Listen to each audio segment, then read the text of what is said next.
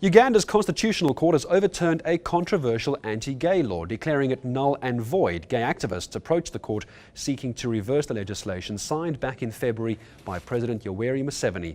The law made it possible for gays to be jailed for life. Let's get some analysis and reaction from author and gay activist. It's Trevor Kleinhans who joins us from our Durban studio. Trevor, good afternoon to you. What's your reaction to this news from today?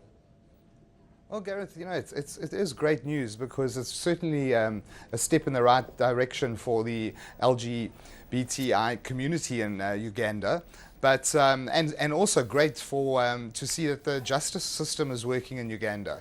But we mustn't forget there's still a long way to go for these people. The majority of the Ugandan population is still very homophobic, so yes, we've got one part of the law in place now, and it's going to be a battle for the activists there now to get the population on their side, because we need tolerance first, and then we need understanding, and we need acceptance.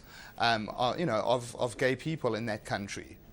Here's the problem with this, though, Trevor. Maybe you can elaborate. It doesn't seem as though Ugandan courts have had a change of heart, neither has the president. It's been declared null and void as a result of a quorum that wasn't in place. So they really just redo the numbers and they go for this again. It's not because there's a change of heart. How are you going to try and change mindset before this, I imagine, will go back to court?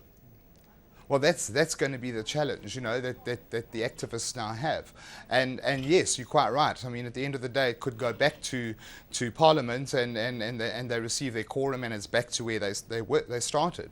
But I think let's just hope that there's some hope, at least, that it's been kicked out, and that the activists can now work on it, and hopefully, they can have some hope like we've had in South Africa. How should South Africa's government, for example, get involved at all, bearing in mind the sovereignty of the countries, which we all recognise, of course? But do you think South Africa's government has a role to play in this at all?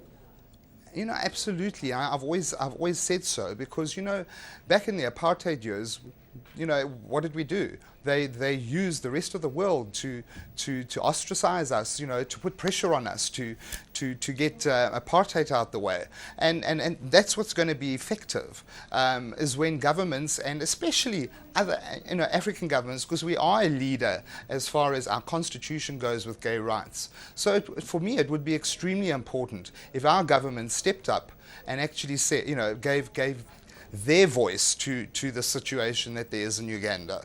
All right, Trevor, thank you very much indeed for your time and coming in to talk to us. Author and gay activist Trevor Kleinhans talking to us about what the situation is in Uganda after the anti-gay law there was essentially shelved.